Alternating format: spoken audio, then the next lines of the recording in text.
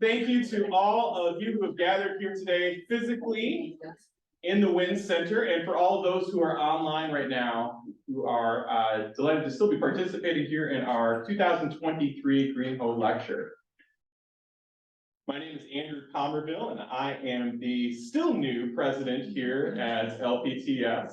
Delighted to meet so many of you who are back this week for our board meetings, but also our friends, our family, those who value this place near and far. Thank you for taking the time to introduce yourselves, not just to me, but to one another. We are a better community because we are together and we bring a diversity of thoughts, ideas, experiences. It is a joyful time to be here at Louisville Seminary. I'm going to get us started with a prayer and then introduce Tyler Mayfield, who will come forward and introduce our wonderful speakers tonight. As you feel comfortable and led from your tradition, from your background, I'd invite you to pause, take a moment, and as we center ourselves and give thanksgiving for this opportunity, let us truly look forward to a good evening together.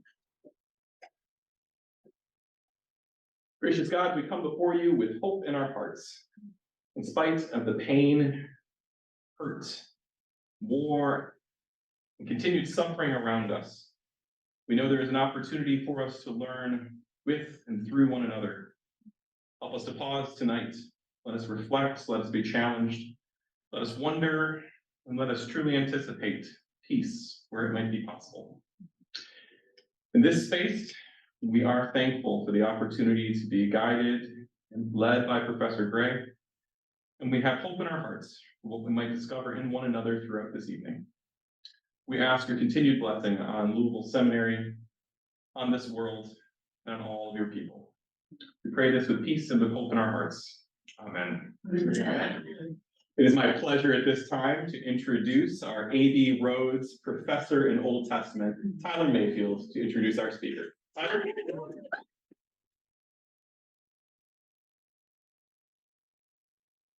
Good afternoon. We are delighted to welcome to Louisville Seminary this afternoon, Dr. Hillel Gray. Dr. Gray is a scholar of religion and ethics with interest in Jewish legal discourse and the study of oppositional religious groups. He is a professor at Miami University of Ohio, just up the interstate here, where he teaches in their comparative religion department and in their program in Middle East Jewish and Islamic studies. Dr. Gray holds a BA from Yale University and a Master of Theological Studies from Harvard Divinity School, and he has his PhD in religion from the University of Chicago. His research includes a decade-long ethnographic study of controversial religious groups. You might know a few of them, like Westboro Baptist Church or Neturei Karta, an ultra-Orthodox Jewish anti-Zionist group. If you're interested in these topics or in his talk today, you can easily find him, I am told, on TikTok. So look him up there. Just a bit about the structure of our afternoon together. After his lecture, we will have time for question and answer. I have the mic, so raise your hand and I will come to you so that everyone can hear the question. So if you have a question, hold it till then. If you're online and want to enter your question into the chat feature, that would be great. We'll also have questions from those who are attending the lecture online. So this afternoon, we welcome Dr. Gray as he joins us to present his lecture called Questioning Toxic Theology and Tolerance. Will you join me in welcoming Dr. Gray?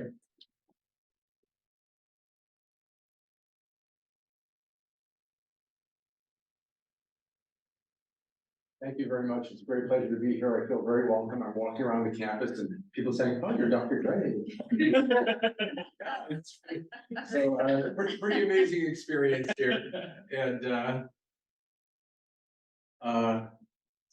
yeah, so I was invited to talk about toxic theology, and I have to say it is very relevant to the work that I do. Thank you. It's very relevant to my research interests and to my project, which we call Empathy and the Religious Enemy. And so today what I'm going to try to do is talk through, is this not working? Okay. Trying to talk through three things, my qualms about the concept of toxic theology, the approach that I take, and the two case studies that I'll work through slightly, and some of the benefits and risks of the approach. I'm hoping that you'll be able to get some things out of this, but let me know how it goes. Now, this term toxic theology is not well defined, and it's rarely used in my field, which is religious studies. But I know roughly what is meant by it, and I did some searching online. So I can tell you that it's not a very popular term, but it has become popular in the last, say, 5 years or so. This is a Google Ngram viewer, you may be familiar with that. And there are some uses of it that are more in a therapeutic context, in the sense of the notion that you have a toxic theology, and then you have some kind of system of abuse and religious trauma. So I'm not going to be talking about that aspect of it. I'm going to set that aside. But more generally, toxic theology has become popular among ex-evangelicals, if I can say that, and liberal Christians, to mark religious beliefs. For instance, too much of a focus on sin, or unduly promoting chastity and purity, or causing people to feel very guilty, or anxious about going to hell. Toxic theology may also refer to beliefs that are deemed to promote hatred or foster violence, or lead adherents to dehumanize others. Now, your invitation, which I appreciate, by the way, really pointed to the example of transgender persons whose identity is opposed by many conservative Christians and whose medical care has become a political target. Your example is meaningful for me because I've researched Orthodox Jewish rhetoric and policies about trans people and gender-affirming surgeries.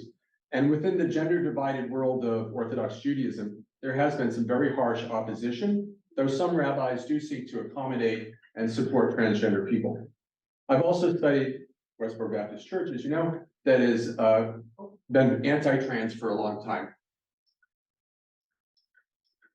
I'll have to work on that.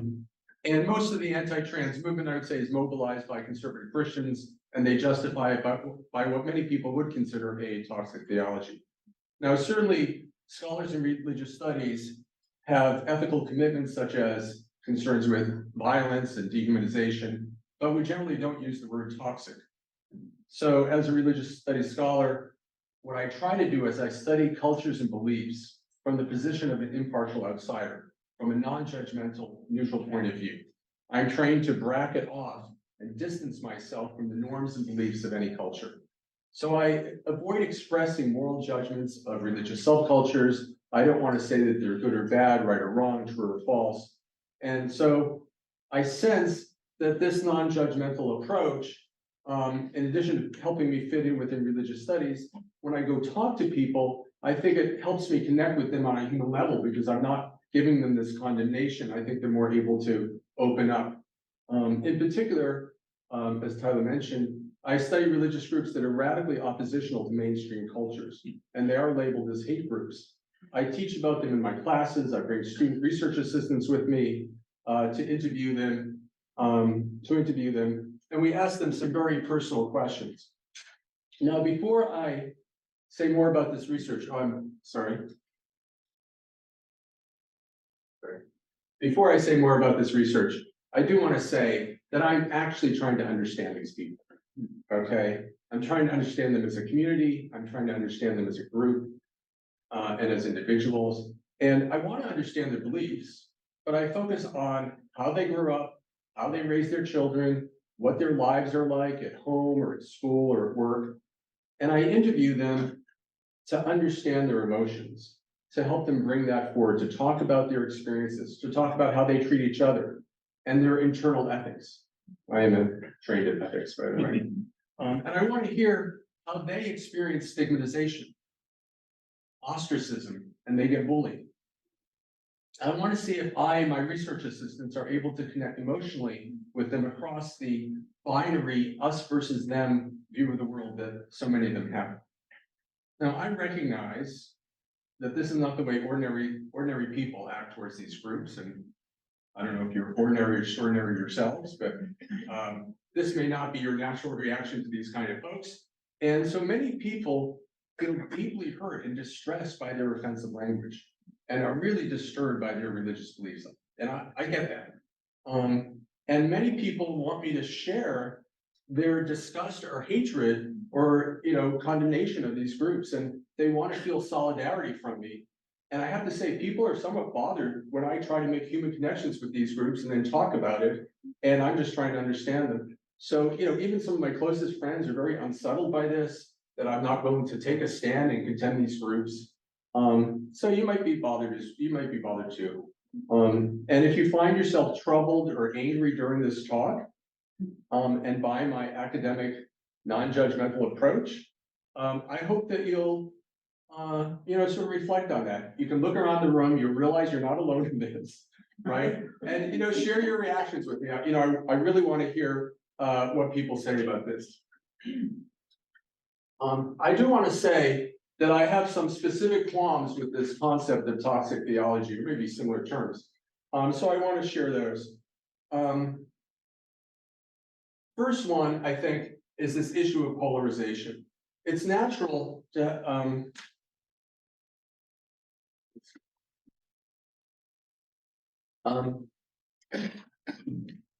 the first one I want to mention is polarization, right? Because the reaction that you might feel that we should be condemning these groups and we should be labeling them as toxic is really in some ways amplified in the current political atmosphere. In the US today, our political discourse really reflects a lot of partisanship, and we tend to sort social groups into informational silos and political silos, I suppose religious silos too. And there's a kind of affective polarization, which is very emotionally driven. It's not that we're simply partisan, it's that we have this emotional energy, this intensity, this anger, hatred, and so on, divisiveness associated with our positions. And so people with opposing political and religious views often act as if they don't want to understand each other, right? They want to invalidate each other. They want to essentialize the opposition, to assign them like a collective label, right? Like, oh, you're evil, you're insane, you're fanatical, as if that's the essence of their being. And then that allows you to dismiss them in whatever they say. So those kind of labels can make us feel better. And I'm not saying that people wouldn't feel better by calling somebody toxic. I mean, I get that. But it doesn't necessarily lend to understanding them and understanding the other. Some of my liberal friends and relatives, who I know pretty well, on the Zoom, thank you. They do not want to engage, dialogue, talk to a Trump supporter. They are comfortable, some of them, labeling 70 million people who voted for Trump, nearly half the American population, as if they're stupid, insane, deplorable, shall we say. And so my question is, is that really a rational or constructive approach? There are times in history when somebody has a dangerous ideology and maybe you feel they need to be stopped, and okay, I get that. But what I think has happened is that otherwise thoughtful liberal people sort of slide into this us versus them mindset in a very binary way. And it ends up being bolstered by all sorts of like dehumanizing rhetoric or imagery, which decreases our ability to understand our opponents, whether they are political or religious. And this definitely goes both ways. So I'm talking about the liberals, but certainly it goes in the other direction.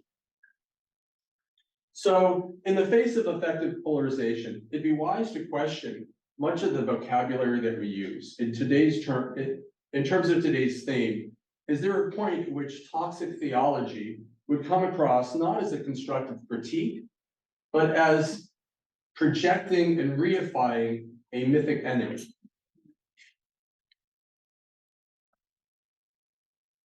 I want to talk about the second qualm that I have about the use of toxic theology, especially for me and my colleagues in religious studies. Isn't the toxicity of any religious group or any subculture in the eye of the beholder? This is somebody from Liberty University. writing about toxic culture, toxic theology. It's actually not a bad piece. This is the World Evangelical Alliance talking about toxic religion, right? So from their perspective, what do you think they consider toxic? What do you think is toxic? Oh, actually, the wrong thing there. What do you think is toxic in this logo here? What do you think is considered, which religions are toxic in this logo? And, you know, what's the approach that atheists take? What do they consider to be a toxic religion? So many cultural studies scholars are not, and they don't want to be in a position to adjudicate the toxicity of religious groups. I teach at a public university. We have many Catholic and evangelical students. And would I be fostering a good learning environment if I'm sitting in the classroom or giving a speech somewhere in public and I'm saying, oh, you know, there are all these priests that have been accused of abuse. There's the anti-trans reading of the Bible among evangelicals, and I start to label that as toxic. So this brings me to a third doubt I have about the concept of toxic theology. And, you know, I have to say the term toxic really resonates with me because before I got into the study of religion, I was the policy director of the National Environmental Law Center. And my issues were like toxic chemical accidents, toxic pollution, toxic use reduction. And we use toxic all the time because the public got it and it helped our campaigns. But the chemical industry lobbyists would sometimes, you know, sort of pull me aside or tease me or talk to me and say, look it, you know, you're always using toxic, but everything is toxic. It just depends on the dosage and the exposure. Some of you know what I'm referring to. And I have to say, this is actually not a bad point. So at the risk of learning from my toxic industry opponents there, I'm tempted to argue that the impulse to divide the world into toxic and non-toxic theologies, you know, it's a bit problematic. I mean, what would a non-toxic religion look like? You know, does it exist? Do progressive Christians and Jews believe that their clergy and their members are never cruel or deceptive or hurtful or dehumanizing? Do they think that their theology is so robust that any toxic deviation is just due to individuals and not to their theology or not to their groups? I could say the same thing to conservatives, but you're my audience.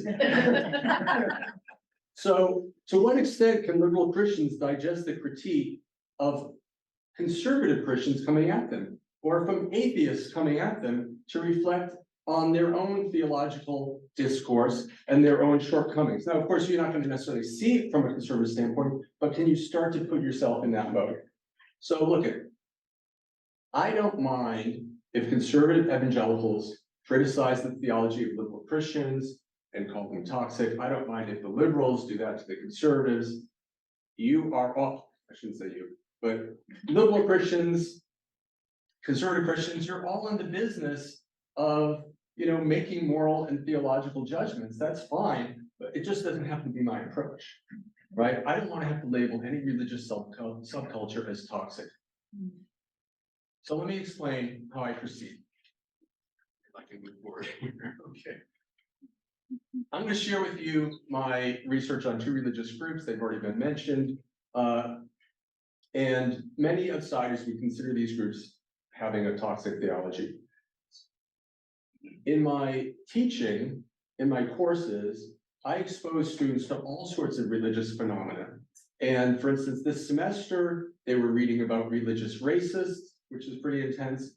And we did a lot of work on satanic groups and Satanism, which was fabulous and fascinating. And I don't just teach about the religious radicals. I've also gone there and I've interviewed with them and I converse with them. And I adopt a kind of both a public and a private sort of discipline when I talk about them in this descriptive, non-judgmental way. So the gist of our approach is sort of like this.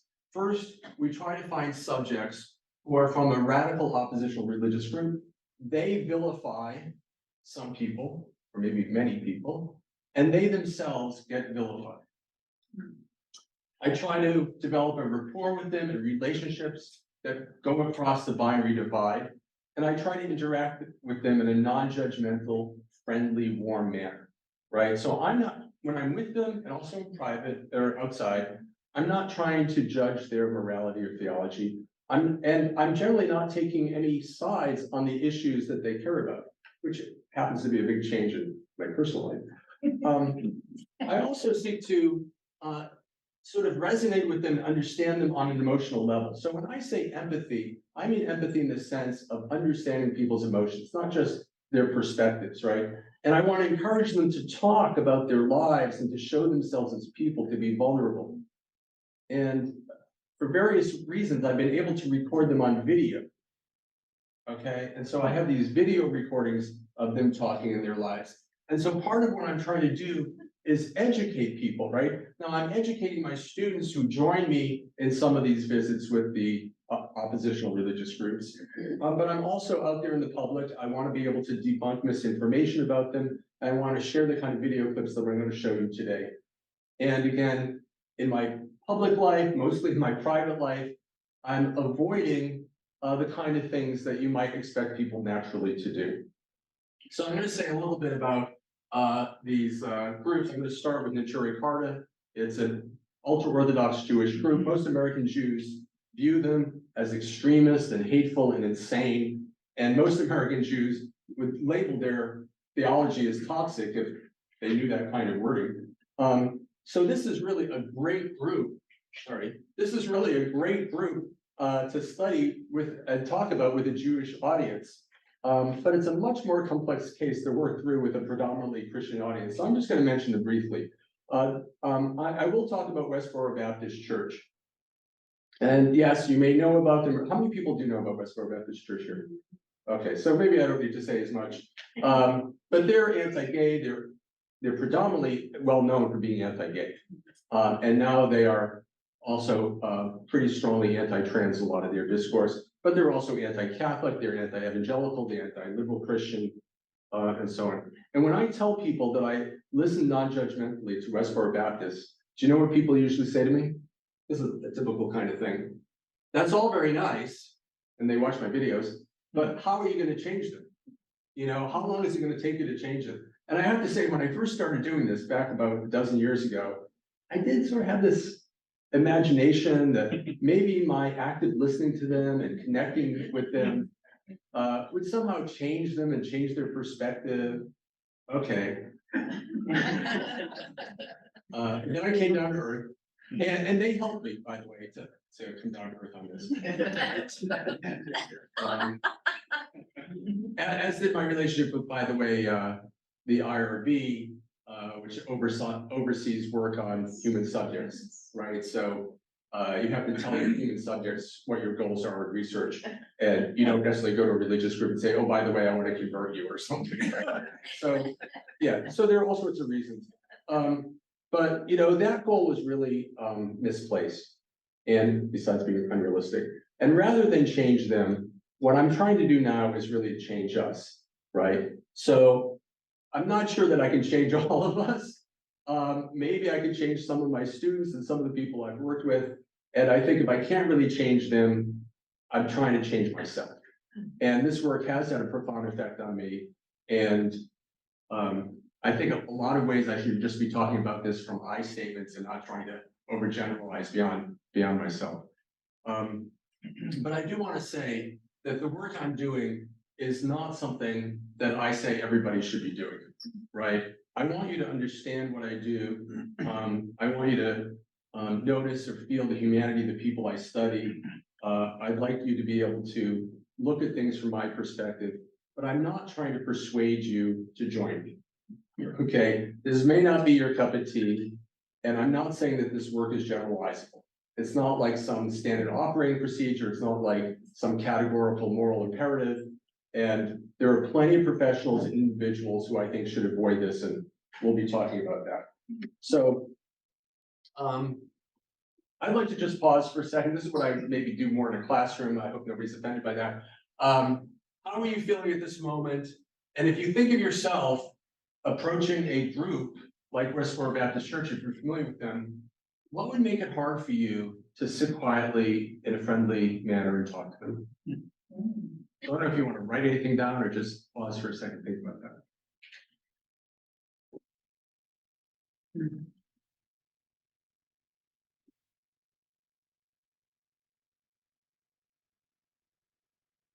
Okay, I'm gonna try to quickly talk about Natura Carta.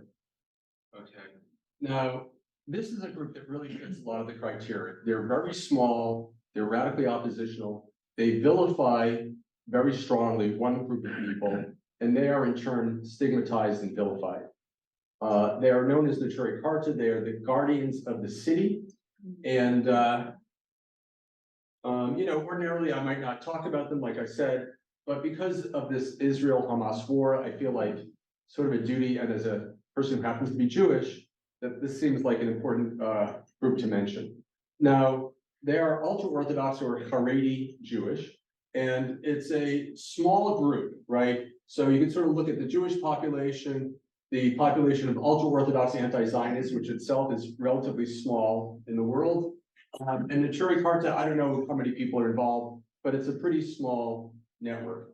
And I'm going to try to give you a sense of why they are controversial.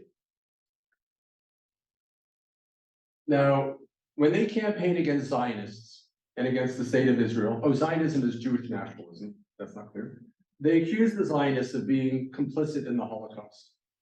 And can you sort of get that if you're blaming Jews for the Holocaust, even partially, it is really outrageous to many American Jews, right? I think it might be outrageous to other people too, but a lot of Jews do not have a lot of patience for this, okay? Another thing, and where they really sort of jumped the shark maybe, was in 2006, a group of them went to Iran to a conference that was widely described in the media as a Holocaust denial conference. And Iran is a strong enemy of the state of Israel. The president of Iran at the time put this conference together. Do you know who David Duke is? He was one of the attendees. So you can imagine how this would alienate all sorts of people, but it also alienated, if I can go back, this population of people who hold a very similar theology to them, who are the other ultra-Orthodox anti-Zionists, but had not sort of gone to the step that this group had gone to.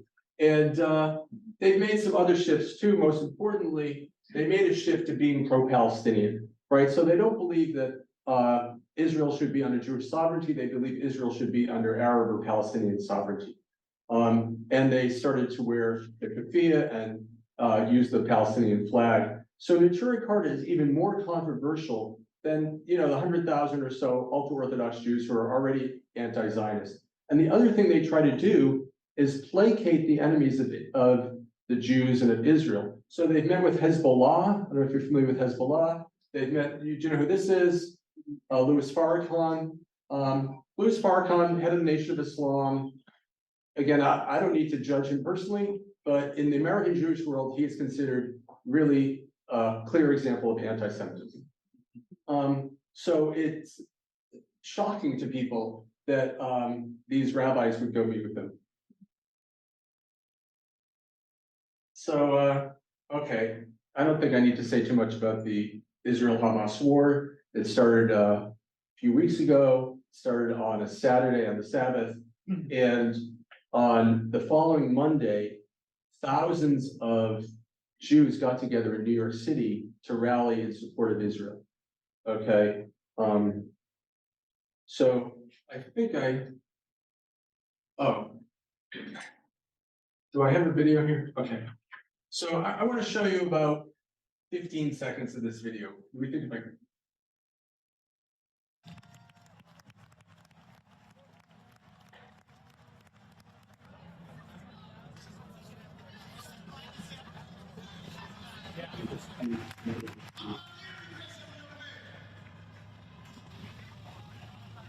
Let's stop here.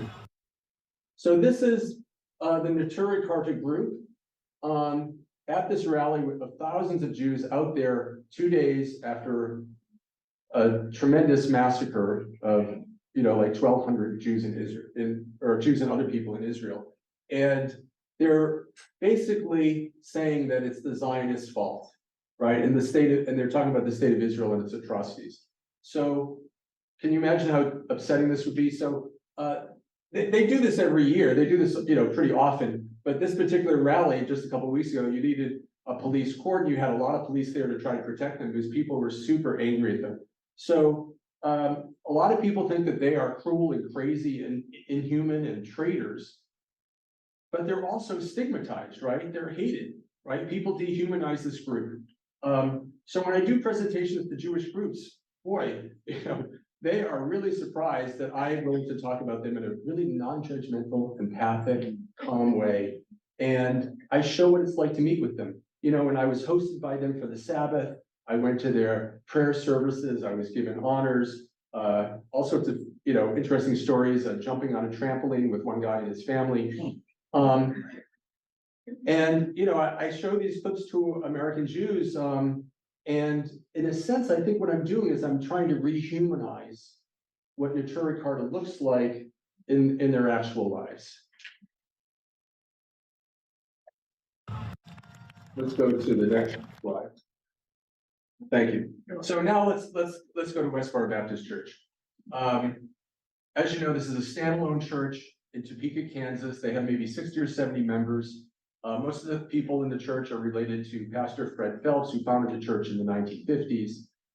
Starting around 1991, they became pretty well known because of their intense anti-gay, God hates signs and street preaching, right?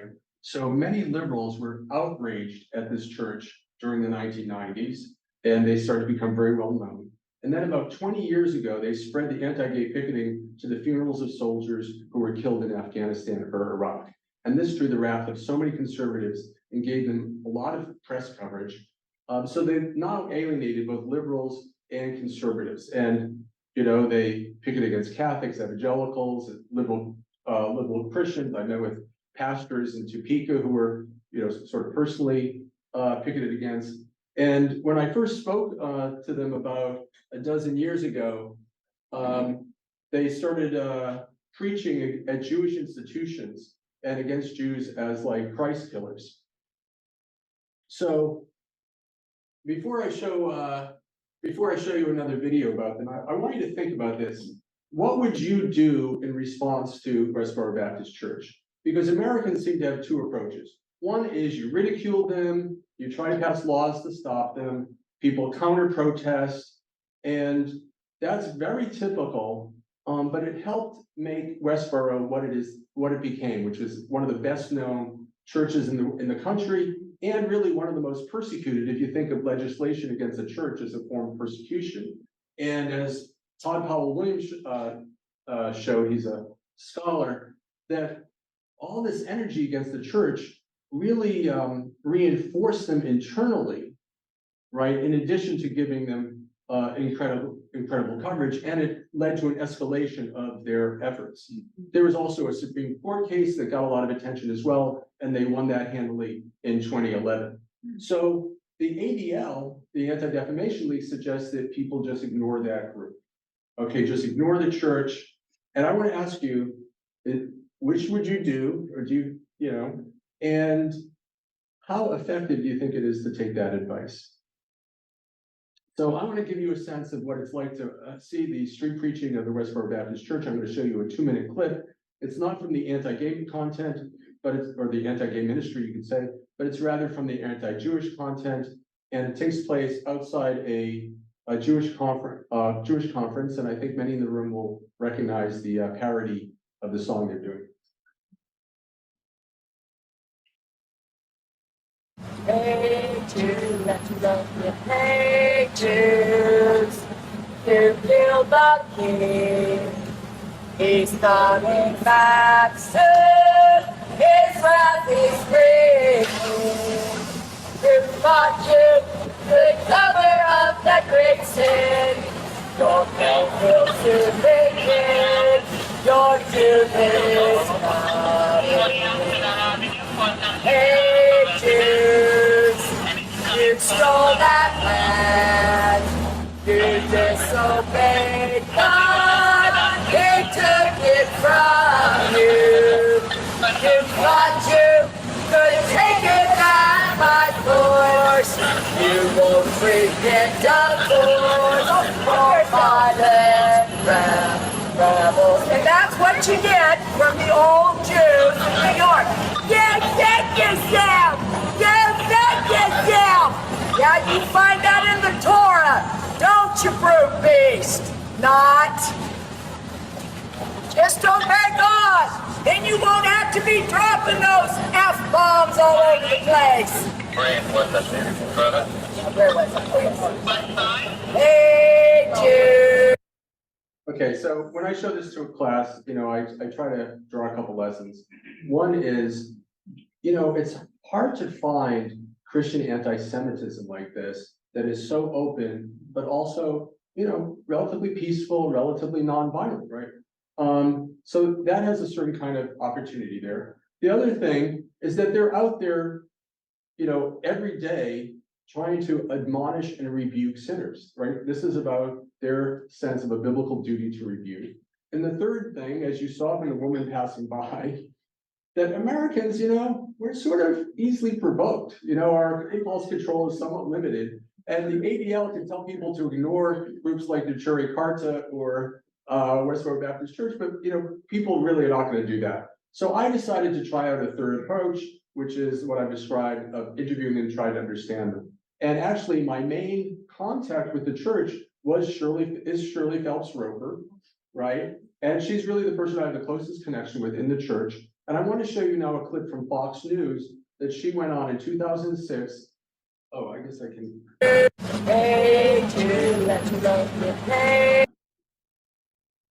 Thank you. So she was on Fox News after, do you remember the Amish schoolgirls who were shot? And they were about to have a funeral. Anyway, so she gets on Fox News. You're going to watch this clip, and let me suggest a couple things, if I may. Notice how you feel emotionally during this clip. I don't know who you are. I don't know your religiosity, your Christian background, and how this might influence you. Notice your emotions. Notice her theology. And if you want, you don't have to, but if you want, imagine what she might be going through emotionally, dealing with Sean Hannity. If you don't want to watch, this is, I'm not going to show you many intense things from Westboro, but if you don't want to see this, this takes about 4 minutes. You could walk away or two now.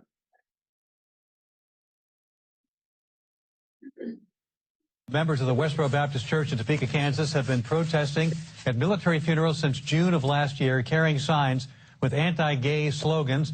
Yesterday, they announced they were planning to protest at the funerals of the Amish schoolgirl shot to death in Lancaster, Pennsylvania earlier this week. What is that message? The message is that God has put his standard in the earth. He expects his creatures to obey it. If you obey, he'll bless you. If you don't, he'll curse you. America has sent away her day of grace. America is doomed. All right, you're giving me what sounds like a bunch of talking points. Why would you cause more pain to this community, the Amish community, and these families who have suffered? Do you have any sense of how much additional pain you would be causing these families by protesting at the funeral of these young girls? There isn't any way to fix that situation for them. It's not going to be any less painful. If we are there or we aren't there, they did that to themselves. And you say they're not involved. What do you mean they did that to themselves? I mean, they sit over there and create their own form of righteousness instead of... Did those girls deserve to be killed? Well, they did get killed, and they did that. Who controls the hearts of men? It was at the hand of an angry God. Those girls are dead. They deserve to die? They did deserve to die. How can you possibly make a statement like that? Because that's exactly what happened, and it happened at the hand of the Lord your God. How could you possibly say that young girls who've done nothing wrong, who are innocent, who are just a few years old, who've never sinned, who've never done anything, deserve to die? How could you possibly make a statement like that? You told me that you serve the God of Abraham, Isaac, and Jacob, who says that when Adam sinned, all sinned. There are no innocent human beings. You know, and their parents... You protest funerals of soldiers. Yes. You protest funerals of anybody who, it seems, dies under any circumstance. Anybody who's not a member of your church is a sinner and is hated by God. Don't go to anyone who's not... if you don't serve God, yeah, then... But who serves God beside people in your church? Well, you tell me. I don't see anyone on the landscape. There's nobody except people in your church, which is basically your family. A few hundred members of your family are the only people on earth who serve God. Everybody else deserves to die. You need to get out on these streets and warn your neighbor that his sin has taken him to hell, fulfilling the royal law to love your neighbor as yourself. You're really a sick woman. Oh, You are a sick, It's like cold, soulless, but thank you. twisted human being. Where's your soul that you come on the air and these young innocent girls are gonna die and you're gonna open up the family's womb and pour salt on it? Where's your heart? Where's your soul? Where's your compassion? Where's your love? Our message is for the living, and that is the What only about the loving living thing families to that do. lost their daughter? They lost their did daughter. that to themselves. No, because some animal killed them in cold blood. Sent The by families who? didn't do it. Who controls the hearts Do of you men? sin? Who Did you ever controls commit the hearts? adultery? Did you ever No, sin? of Did course you ever not. lust in your heart? Did you ever get angry? And Did you ever sin? You've got Have the you deck ever chairs on the sinned, Miss Titanic. Perfect here? Well, of course you know that I've sinned. You and have, so that's you're not a the sinner. point. So why didn't you you're saying, die? Would you therefore- deserve to die? Well, of course, all of us deserve to Yeah. die. So you sit but there- I'm not the one who did Your die, and my entire message life- is for those living people who brought that pain This is upon what I themselves. see about you, They Shirley. need to obey the commandments of the Lord their Your God. entire life is now sort of focused on bringing pain to other people. The families of innocent girls who died, the families of innocent soldiers who died. God hates And those you get children down more with it. innocent than you. They didn't sin like you admit Those children were What did they killed do? at the hands of a raging mad God to punish those families, to punish the state of Pennsylvania, your filthy manner of life and your rebellion against What are God your and your sins, Miss conduct Perfect? against the servants I of wanna God. know- wait a minute, To point B, the dead children. I want to know what your sins are. Oh, I'm not going to talk to you about any of such thing. I don't glory in my shame like you seem to want to. No, I'm just finding this amazing that everyone else is a big sinner but you, and How you admit about to you being a sinner. obey the commandments of the Lord Which your ones God? did you break? Obey the commandments of the Lord your God. You don't fix this by saying two wrongs make a right. That's what you seem to be saying. No, that what you I'm may saying not is- say what God requires of you. You know what I'm saying? If you don't. Although I'm speaking to our audience beyond you because you're brain dead. What I'm saying to you is you are a soulless, thoughtless, mean, Thoughtless? cruel human being. Thoughtless?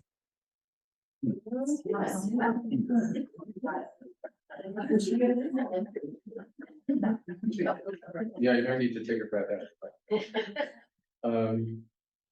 Okay, I'm gonna skip the theology piece of it because I think a lot of you are very skilled at this and you notice pieces of theology that are coming up. What you may not be aware of, they think it is God that is doing the hating, right? They think, as she's saying, that Christians are warning their neighbor that that's an act of love. Okay, I certainly want to draw your attention to the dehumanizing language that the Fox folks are using, like calling her brain dead. And are you also noticing how they're talking about her sin? Okay, so here's what the background is. Shirley had a child out of wedlock. Okay, and this is the sin that you would call fornication. He's referring to it as adultery, right? And she's been mocked and criticized about this for decades. And she's never spoken about it publicly, as far as I know. And she's had lots and lots of media appearances, some much easier than this one. But when I visited her, she sat down with me and she told me her story. And she was willing to be very hospitable to me. It was in her living room. And she wasn't indulging in the shame. She was just sort of saying, here's what happened. And, I haven't thought about this in years.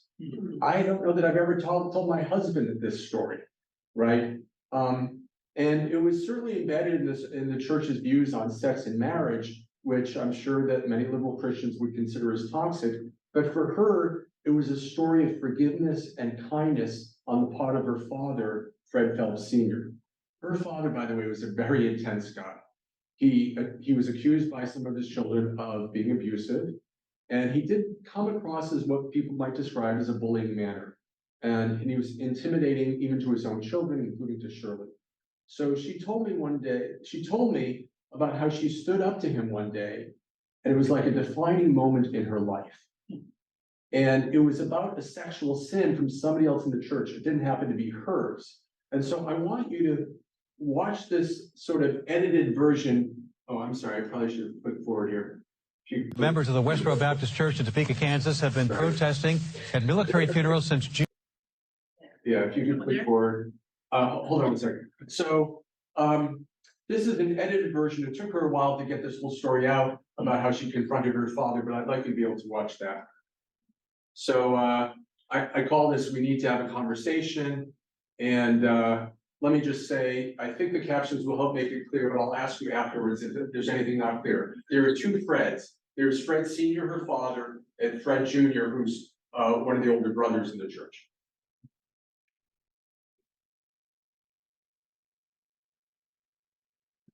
I know I was. I was intimidated by. So I what was the would defining say- moment thing?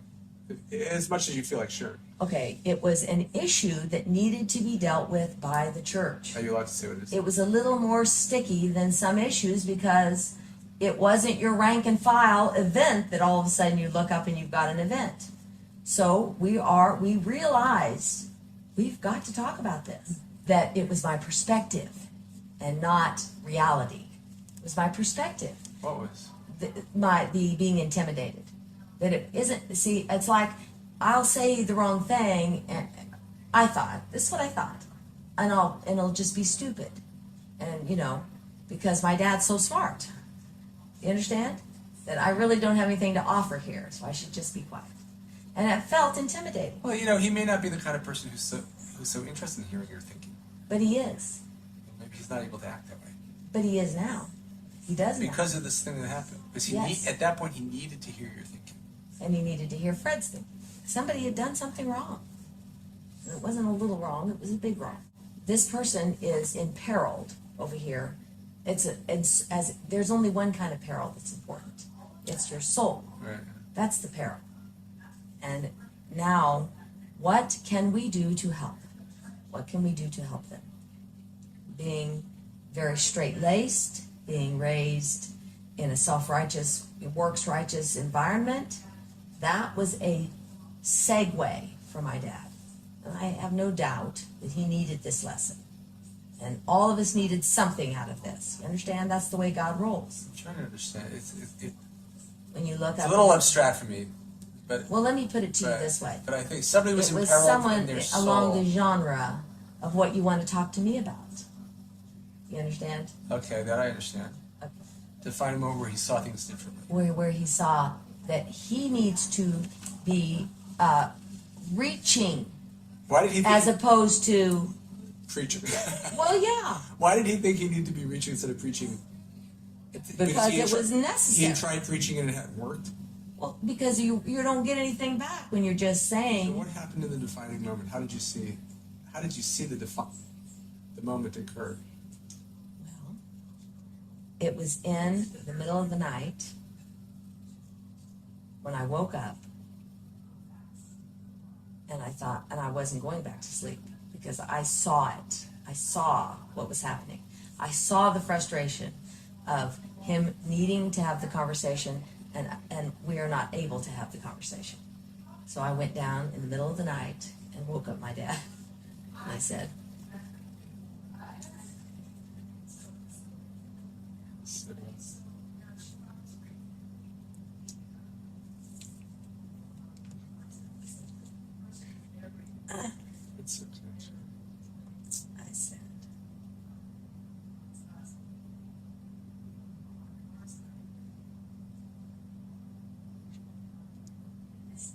Take your time. Take your time. It's okay.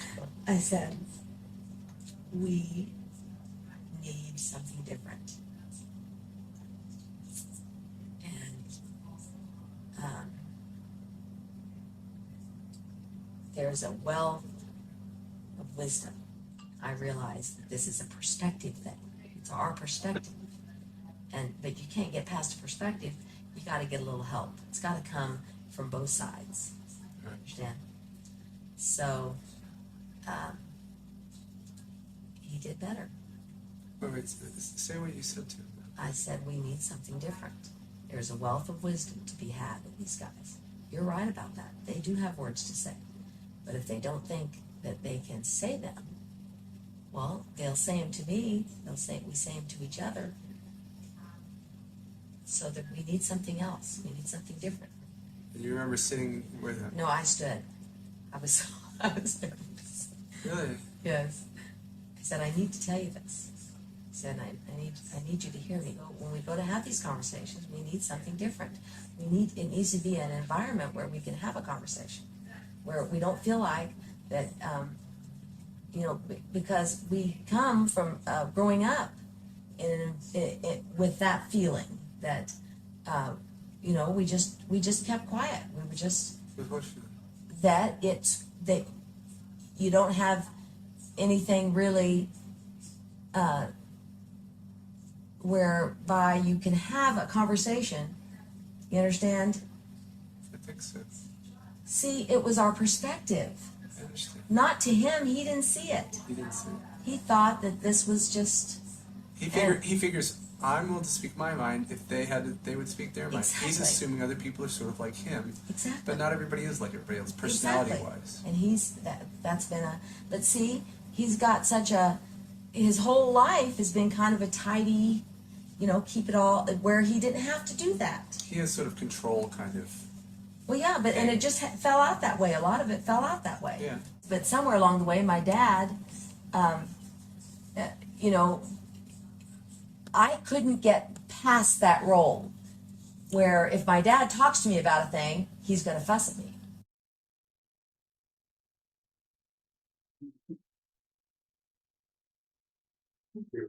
I know I was.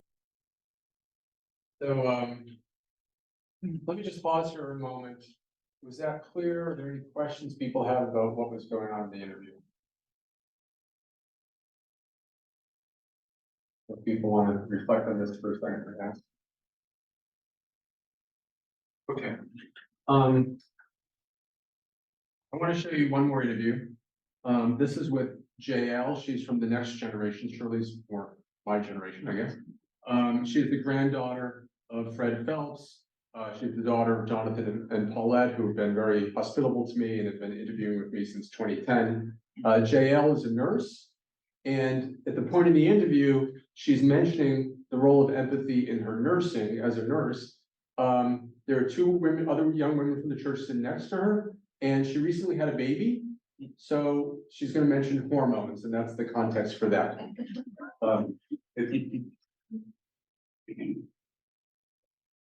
This will take about 6 minutes, I think. You're not going to be a very good nurse if you're not empathizing. So, yeah, definitely. What do you mean when you say empathetic?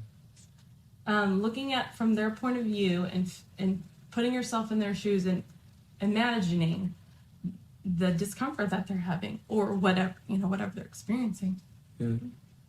And the things that help, and it's kind of the same thing because I went through the nursing, but also when you have people coming in the law office, the first step is for me asking them, tell me about your case, tell me about what's happening. So it's kind of the same thing. Yeah. And so they're at a weak point in their life, most likely. Is that right? Going through hard times and they whether need it's help. a domestic case or a criminal case, and you just have to be able to be patient and listen to their problems. But the things that help me is that these core foundations, these core doctrines, which is to love your neighbor.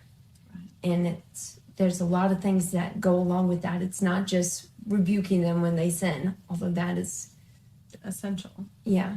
But it's being kind, being gentle, being patient, not being easily angered, not, keeping record of wrong. And so when we read these things and, we're supposed to keep reading the Bible, and then we have our elders and the sermons every week that teach us how to more appropriately apply it. Yeah. And so we just had a sermon from Charles who is talking about That was really good. how do you bless your enemies, like Christ said, but not become partaker of their sin. And so these sermons like that, they really help me. And of course, just reading the words of Christ and how he lived. And his example and trying, to emulate that as much as we can. And it's a very personal thing. It's not just I'm out on the street in public. It's every personal interaction, loving your neighbor.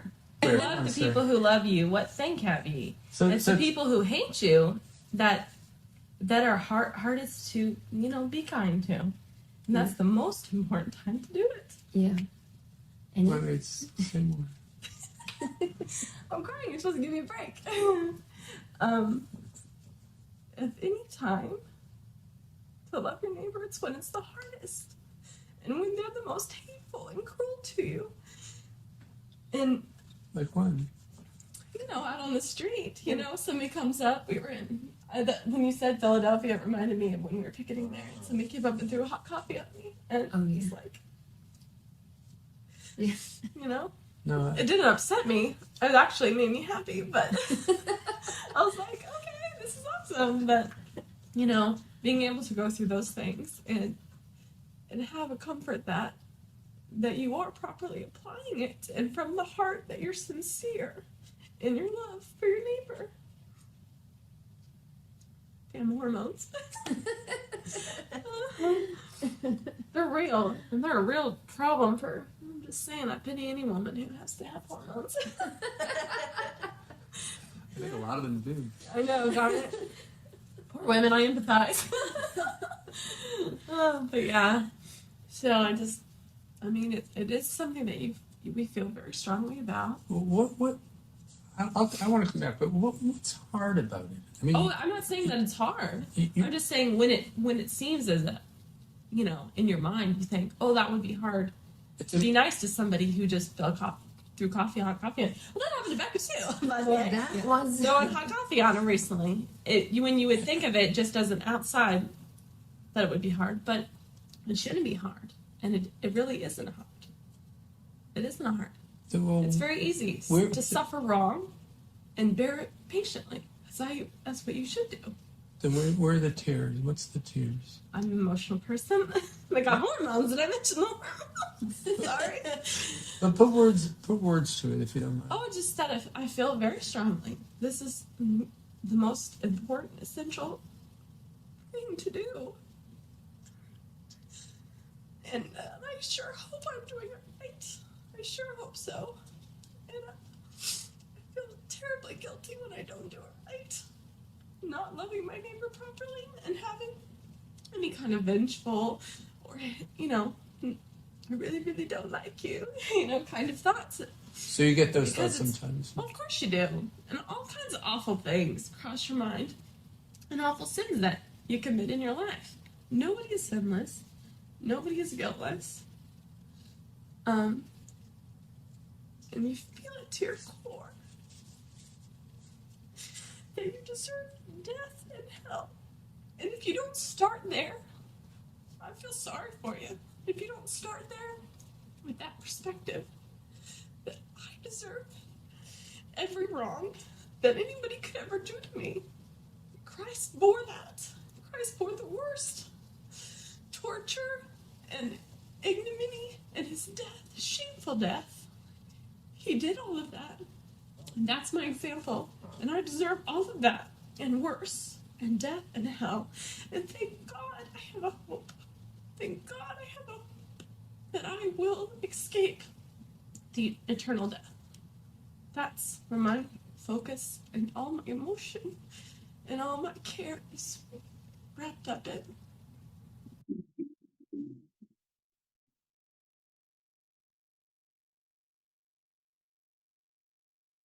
You're not going to be a very good nurse. So, yeah, I'm curious to know how you feel, how you respond to these, how you react. For me, you know, even watching this, it just brings me back to how I felt interviewing her. I felt so sort of connected and close to her when she was saying all this. Same thing with this thing with Shirley. You know, for all I know, this leaves people cold. And so I don't know really what, I want to give you a chance to just sort of process it for a second. So I would just turn to your neighbor and just share your reactions either to the clip of JL or the clip of Shirley, and just talk about it for a minute, how you're responding, what your sense of it is. And you can do that on Zoom too.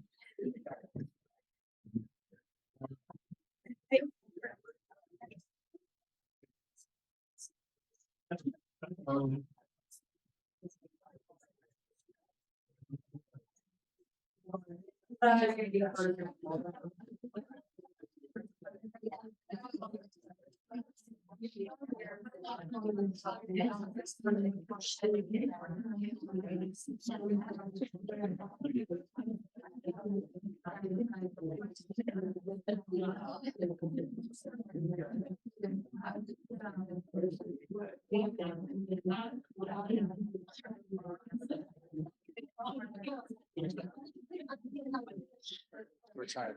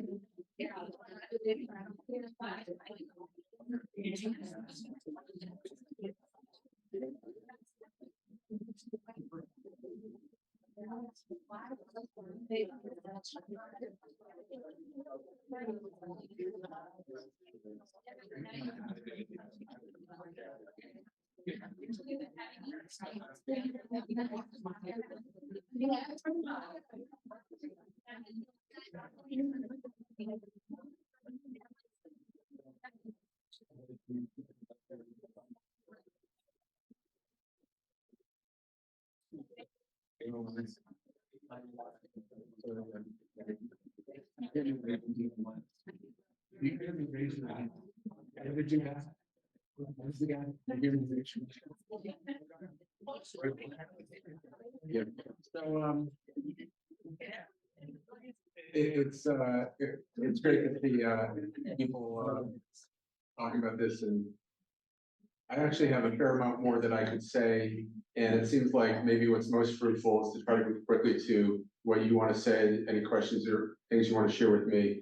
Let me just first start, are there any, I do have more I'm happy to say, but do anybody have a clarifying question about what was going on during that clip? Okay, so I think I'll just maybe briefly go through some of the points that I was going to talk about. I was going to talk about the benefits of what I think this is for me and for my students and for research. You know, part of it is that you get a kind of rapport or a way of relating with people, a kind of skill that I think is useful to my students. We're also building a fair amount of understanding and knowledge about these particular groups, which I don't think other people are having access to. So for instance, there's stuff I learned about Neturei Karta that all sorts of historians who have studied them don't know about. I've sort of talked about that.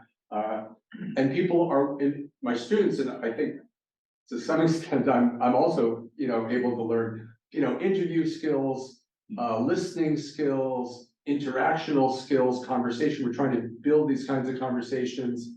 And I'm hoping that it's a kind of thing that is going to reduce affective polarization for the people who are exposed to it, at least. Now, I do want to point out this, having empathy is not the same thing as having sympathy for someone, right? And I certainly don't want to come across as defending or doing apologetics for Neturei Karta or Westboro Baptist Church. So non-judgmental in both directions. And this is not a dialogue. I don't come to them as a Jewish theologian or a religious Jew or something like that. I think the skills that we're we're building for people are useful for people who want to do dialogue. And I think the same thing can be said about conflict mediation or about therapeutic counseling. People want to go into these areas that we're giving them skills that I think is useful for them. But again, this is not some universal duty. This is not some grand political strategy. It may not be your cup of tea. I totally get that. I do think there are some problems that people raise that you might want to think about. And I'll just sort of briefly go through what some of these are. One is, it can be argued that you could have a kind of epistemic harm to somebody if they feel forced or required to go listen to somebody who is very oppositional to their identity. Yes. Okay, so I don't think that I'm doing that. And I would not want to do that. Now I do have, for instance, actually the person who's gone with me the most is a queer man who loves this kind of work, would love to have a good rapport with Shirley, but he's obviously volunteering to do that, right? But people should not feel forced into this kind of non-judgmental positioning to a group like that. There's also a question of like, are we just advocating some kind of tolerance? And I have to say, tolerance is a pretty fraught concept, and it's actually a very political concept. I'm not going to go into the whole history of tolerance right now. People like Wendy Brown and other scholars have really thought about this, but part of what they're arguing is that tolerance is,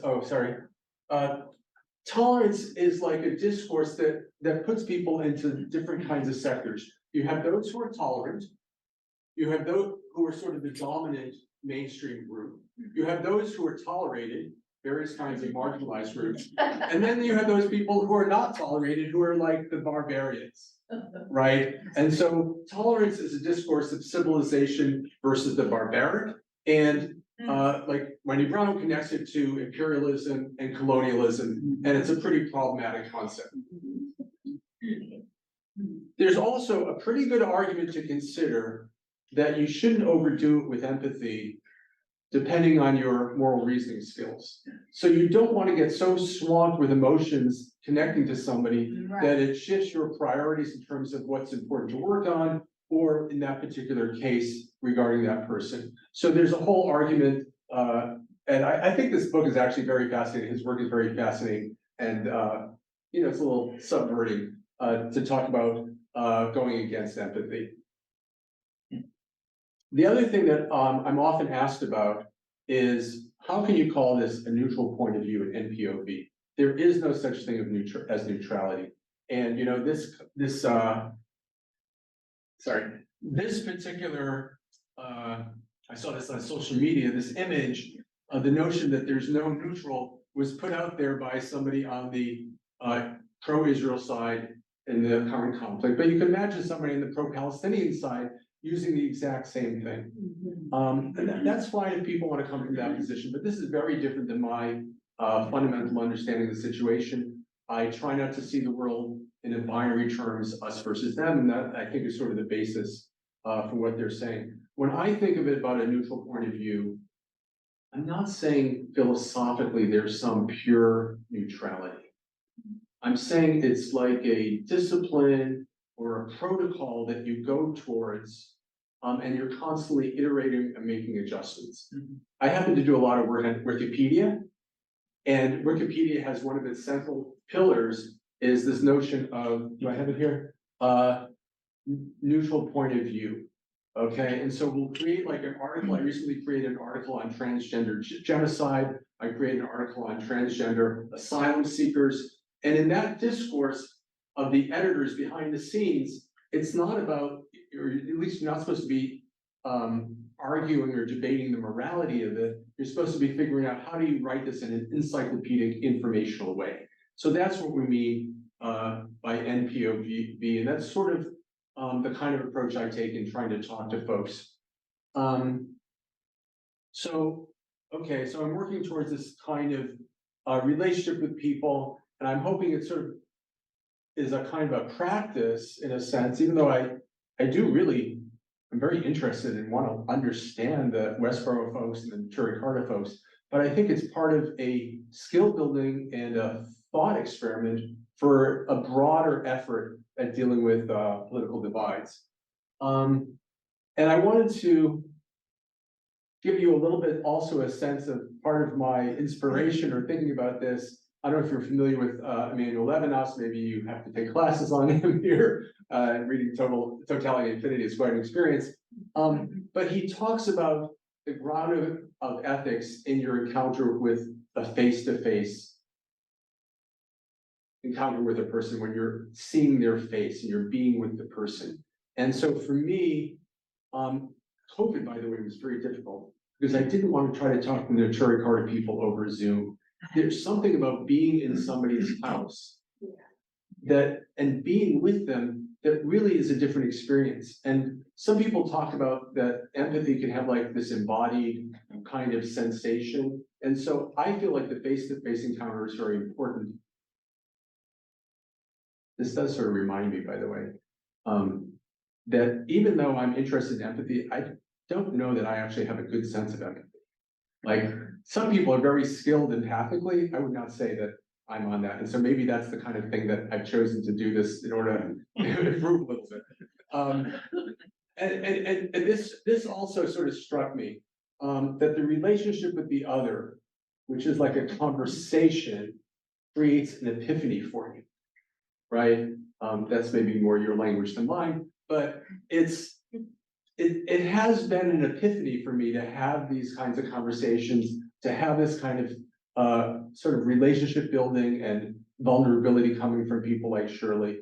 And it really has opened me up and to a whole different way of approaching these groups, and I think a lot of other things in my life. When she says this thing about we need something different, like we need to have a conversation, like I'm inspired by that. I'm partly because I've listened to this clip a bazillion times, but I'm inspired by that notion. And so maybe it is a kind of epiphany for me to believe that that's where we need to go. I'm sorry. That's not where we need to go. That's where I feel I need to go. So again, yeah. And I do want to say, coming back to toxic theology, if I can say that, I don't want to sound like I'm faulting other people for using the term, but I want us to notice how we react to these groups with abhorrence, with condemnation, with all these strong protests. And I want us to think about whether we're actually reinforcing the construction of groups like Westboro Baptist Church and Cherry Carter as a kind of mythic enemy. And when you think of the divisiveness of the American landscape right now, maybe that's valuable for some people, but to me, I would think that we want to have something different to cross those kind of divides. And if my work can be a bit of a proving ground or a test case for that, that would be very meaningful to me. So thank you so much for inviting me to this talk, and I'm happy to have questions or conversation. I'd be happy for you to talk to your neighbors again too. So thank you. Thank you. Sure, so we have a couple of questions from the chat over here on the left. Yeah, so someone asked about Shirley and whether she was abused. Okay, I think that's a good question. There are people, like I said, who have left the church, who have accused particular individuals of having done something like abuse. Shirley would certainly never use that terminology, to my knowledge. Now, the family does believe in corporal punishment. And right before, when was this? Okay, a couple of weeks ago, I spoke to Shirley and one of the elders in the church about what they thought of toxic theology. And they have the groups that they consider toxic, for sure. And I asked them about corporal punishment. And it is an important aspect of their theology and how they believe they should be raising children. And they're not, unwilling, certainly Charles was talking about, yes, somebody in theory could be overdoing that. and that would be inappropriate. They totally get that. They do not believe in abusing children.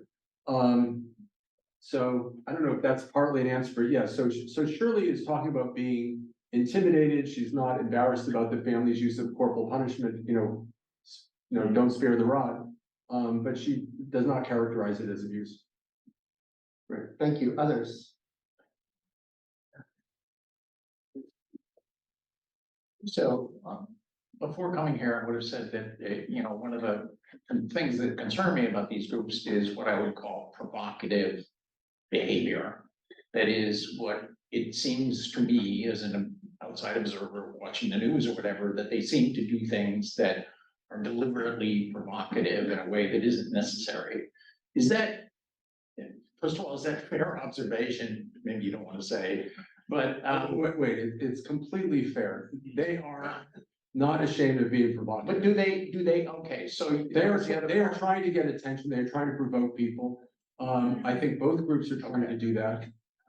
I'm sorry, am I interrupting you too much? No. Why don't you go to your second part? No, that was it. You're answering it. Are you sure?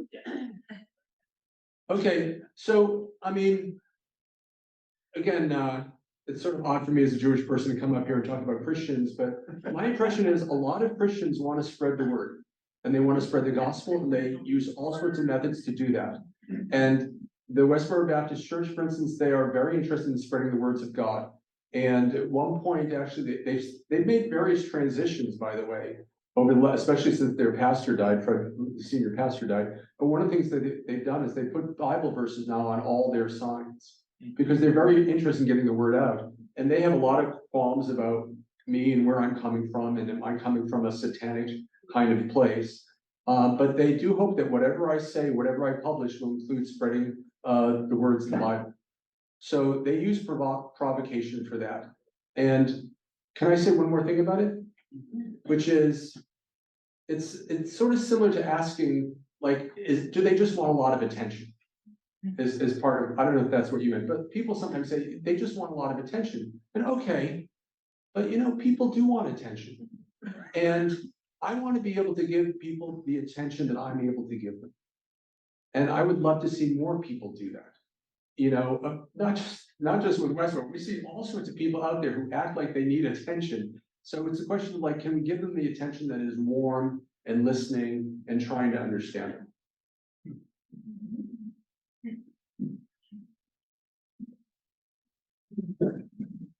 I suspect it takes a lot of energy for you just to get into the situation where you can have these discussions. And I feel like these discussions could be helpful for all of us to learn from. But if I were to be able to beam you into a Hamas stronghold tonight or something, can you imagine that they might be peaceful and having fun and talking great, but wow. What much you learn. Is your process? I think your process can be really valuable for all of us, but it's quite hard for us to find opportunities to do that or create the opportunity. I don't know. What do you think? Well, I'm guessing that this is a somewhat liberal audience, at least here, and it wouldn't be that hard to find people who are, say, Trump supporters or who are conservative Christians, because many of you have those in your extended families, if not your immediate families. So I don't know that it's always hard to find people across a pretty strong binary divide. It does take energy. And there are various aspects of my life that happened to fall into place that gave me some of the skills and backing to be able to do this. But I do notice that my students can get, and I get pretty drained, but my students can get very drained and exhausted. And I bring them there to Topeka for just a few days. And this just happened in August. And they were like, wow, I don't know if they were totally burned out, but they were just exhausted after a day of these kinds of interactions, because you just have to, I guess, emotionally adjust so much and restrain yourself and calibrate what's going on. Some of them don't entirely understand the background. So coming as an experienced person is very different, in terms of my energy level with my students. Like I can go for 10 hours with these folks now, and one interview after another. And for my students, it's super draining. Naturi Karta and Westboro happen to be groups that I want to try to describe as nonviolent, at least physically nonviolent, and they think of themselves as peaceful. You may not realize it, but Westboro Baptist Church has done a lot of civil rights work. Okay, so Fred Phelps was a litigator for civil rights in the 1960s. Okay, and I believe they were inspired by the civil rights movement, people like Martin Luther King, and they believe in nonviolent protest. Okay, so it happens to, I was pretty nervous when I first started meeting with them because I didn't know what it would be like. I didn't know if they would be coming at me the way they came at the way she came at Sean Hannity or something. But no, I mean, in person, these folks can be very hospitable. And I chose them because of, you know, that. If I could do Hamas, I would do Hamas. You know, if I could sit down with them and it was a safe thing, or if I could bring my students to a safe thing, I would certainly do that. And I think many people would benefit by being listened to in a way that's not coming at them in a judgmental way. So not that people can't benefit from being critiqued as well, for sure. But yes, I think it would be amazing to be able to visit with Hamas. And there are plenty of Jews who, not plenty, there are Jews who have gone to Gaza and have been meeting with Hamas. I know these people through social media, and the Naturi Karta people visited with Hamas as well several times. Couple of questions for me. So the aim of this skill that you're describing is for the benefit of those who choose to want to understand. Is that correct?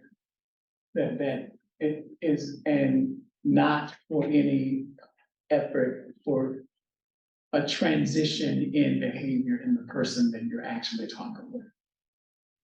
And I ask that question because as you describe these two groups as nonviolent, I would submit that they are extremely verbally violent and harmful for those who they claim to love.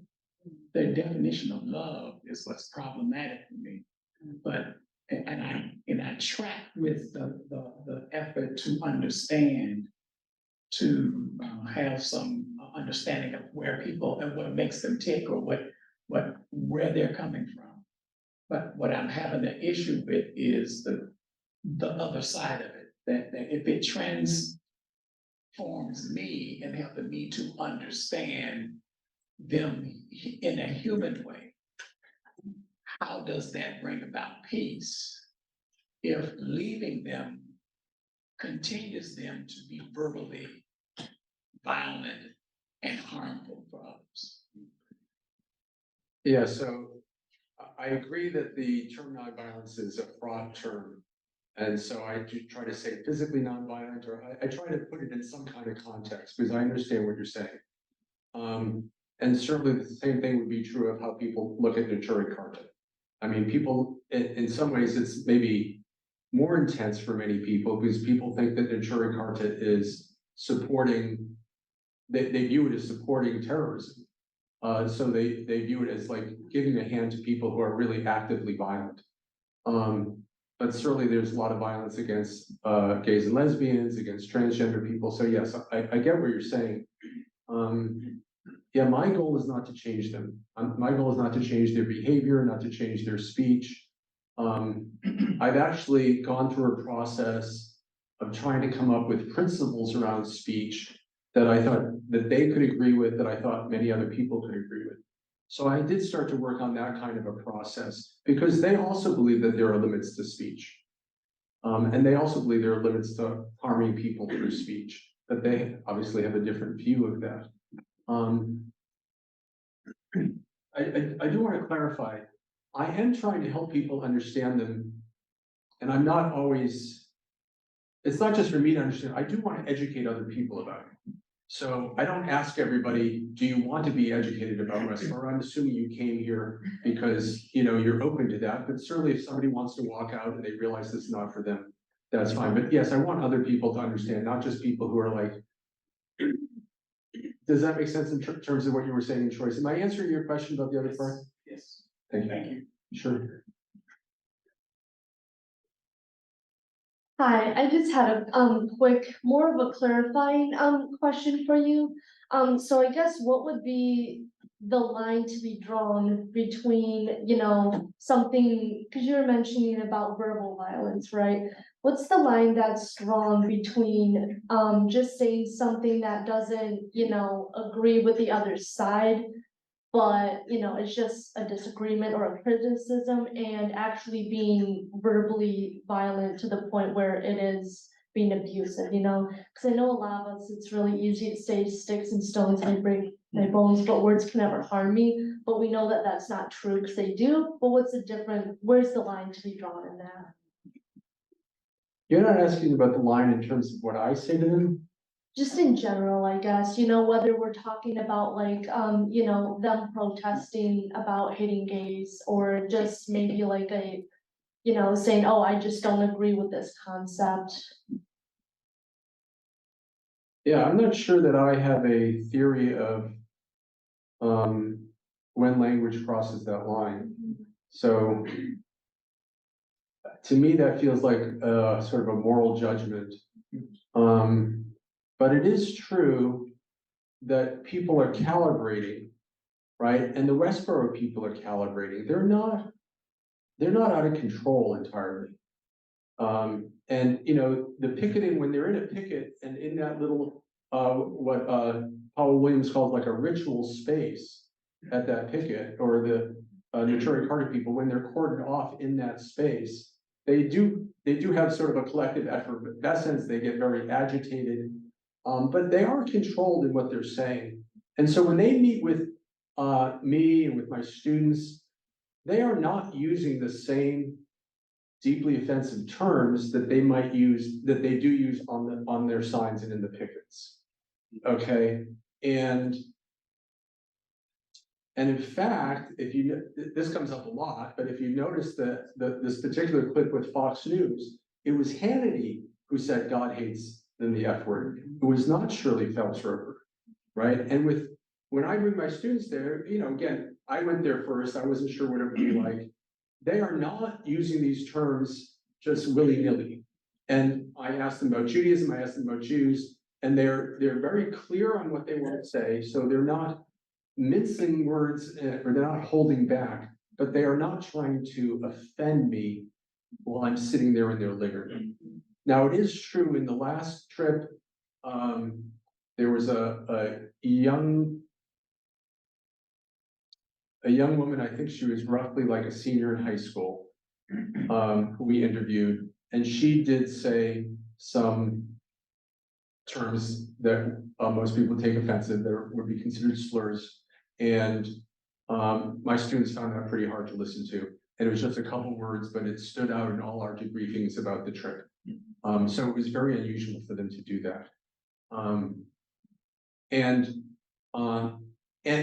this is not just the Fox News thing. Like these folks work in all sorts of public, you know, companies. They're out there, and you know, so I remember one woman, Margie, talking about being she's the government agency manager, and all sorts of people will, like, I don't know if you call it, ridicule her or harass her by using these terms as if she's just using them willy-nilly. So that is a dynamic that's problematic. Sure, thank you. Okay, last question. So you've been clear about when you speak with and meet with these folks, you want to hear non-judgmentally where they're coming from. And that you're not trying to change them, but in the understanding of moving toward peace or moving toward relationship, is there any place that, as they've been heard, they want to hear back? Or is it you are there to listen, and you're not going to be pushing, you know, listen to me now, but can peace come if we don't have us listening to each other? Yeah, this is a great question. really great. When I first started going there, it felt very like I had to protect myself. I had to not reveal anything about my own identity or religiosity or family. I was pretty concerned about that. And partly for myself, partly if I want to model it for other people, I want them to feel it's comfortable to go visit with them. But then I was at a Jewish conference, I don't know when this was, 2018 maybe, and I gave a workshop on this kind of stuff. And somebody asked me the same kind of question. It's like, isn't empathy a mutual process? And I think it was from that point that I started to sort of give them an opportunity to ask me questions and get to know me better. And there have been some amazing conversations that came out of that. So there is a little bit of a process like that, but the structure, it is true, the sort of the structure and framework of what we're doing is much more like my trying to understand them. It's not really exactly a dialogue. And things have happened in our relationship. You know, first of all, there are many different people in the church. I have different relationships with different people. But so for instance, you know, Shirley Phelps Roper started to invite me for dinner.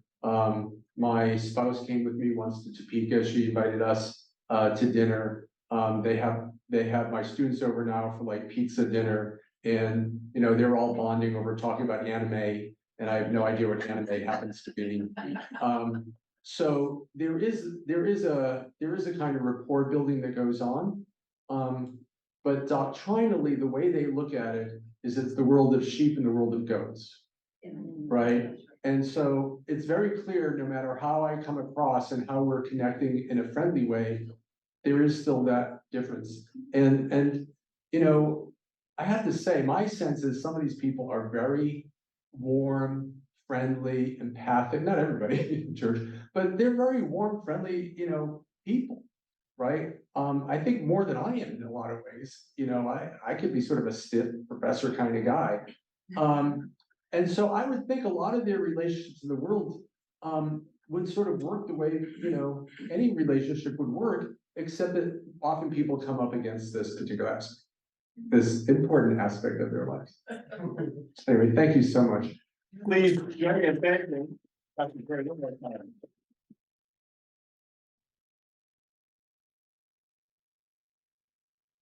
Well, if you have some time afterwards, please join us out in the Wynn Center. Just a couple of quick announcements though before we take off into the world. A reminder, our Caldwell lecture, you can need to register by November 7th. You can see it there. I hope the folks on Zoom are getting that around the broadcast as well. Dr. Spurrier will be here with us give me the date, November 9th. You need to register by November 7th. Otherwise, we're in the midst of a wonderful semester. Board trustees, members who are here, interact with some students, some staff, some faculty, and let us all be very thankful we're part of a community that can have Dr. Gray here to be able to speak, and certainly to be challenged by the words and think about what we do next. Everyone take care, and we will see you soon. Have a good night, and goodbye to everyone on the Owl on Zoom.